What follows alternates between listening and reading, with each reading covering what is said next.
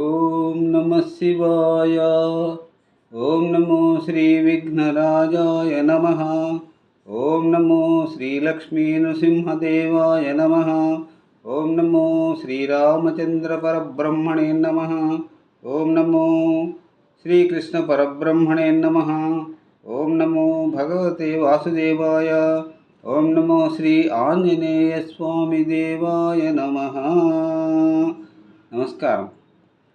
ఈరోజు 2026 సంవత్సరం జూలై నెల 14వ తేదీ, శ్రీ పరాభవనామ సంవత్సరం, ఉత్తరాయణం, గ్రీష్మ ఋతువు, నిజజ్యేష్ఠ బహుళ అమావాస్య, భౌమ్యవాసరే మంగళవారం. ఇప్పుడు హైదరాబాద్ మహానగరంలో సమయం మధ్యాహ్నం 1:42 భక్తుని నోట తాళపత్ర గ్రంథ ప్రతిపారాయణం. భగవద్గీత సంఖ్య 050, అనగా ఈరోజు 50వ రోజు.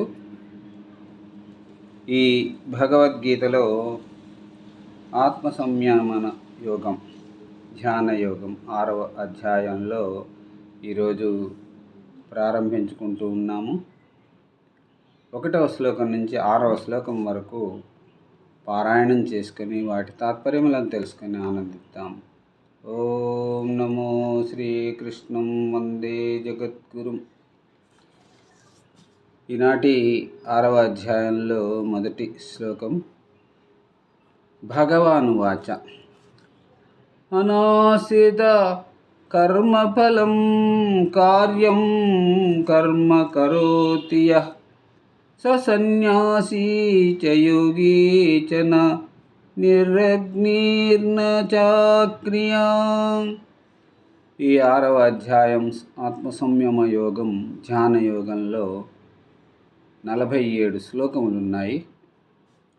ఇప్పుడు మొదటి శ్లోకానికి తాత్పర్యం. శ్రీకృష్ణ పరమాత్మ ఇలా అన్నాడు: కర్మఫలాపేక్ష లేకుండా కర్తవ్యాలను ఆచరించేవాడే నిజమైన సన్యాసి, యోగి అవుతాడు. అంతేకాని అగ్నిహోత్రాది కర్మలు మానివేసినంత మాత్రాన కాడు. ఇప్పుడు 2వ శ్లోకం. యం సన్యాసమితి ప్రాహు యోగం తవిద్ధి పాండవ నహ్య సన్యస్త సంకల్పో యోగి భవతి కశ్చన. పాండునందన, సన్యాసము కర్మయోగము ఒకటే అని తెలుసుకో. ఎందువల్లనంటే సంకల్పాలను వదిలిపెట్టని వాడెవడూ యోగి కాలేడు. ఇప్పుడు 3వ శ్లోకం. అరురుక్షోర్మునేర్యోగం అరురుక్షోర్మునేర్యోగం కర్మకారణముచ్యతే యోగారూఢస్య తస్థైవ శమః కారణముచ్యతే. ఈ 3వ శ్లోకానికి తాత్పర్యం. యోగధ్యానాన్ని, ధ్యాన యోగాన్ని సాధించదలచిన మునికి, ధ్యాన యోగాన్ని సాధించదలచిన మునికి నిష్కామ కర్మయోగమే మార్గము. యోగసిద్ధి పొందిన వాడికి కర్మత్యాగమే సాధనం. ఇప్పుడు 4వ శ్లోకం. యదా హి చేంద్రియార్థేషు న కర్మష్వను సజ్జతే యదా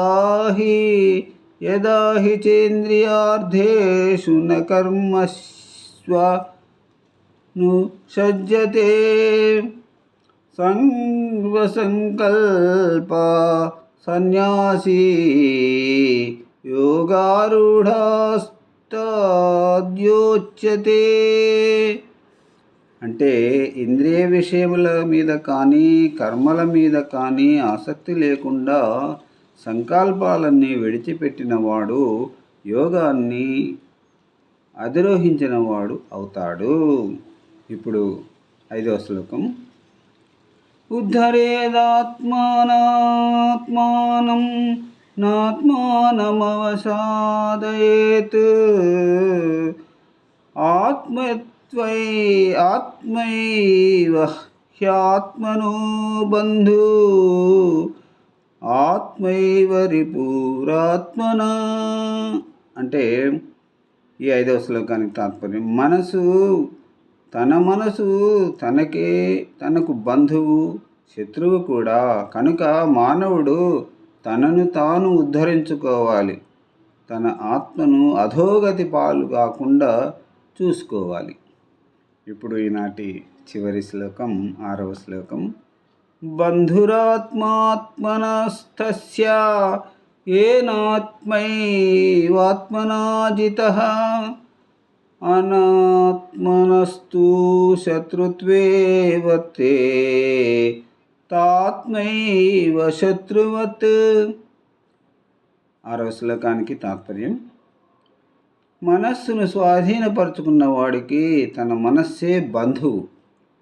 మనస్సును జయించడానికి మనస్సే ప్రబల శత్రువులాగా ప్రవర్తిస్తుంది. ఓం నమో శ్రీకృష్ణం వందే జగద్గురు.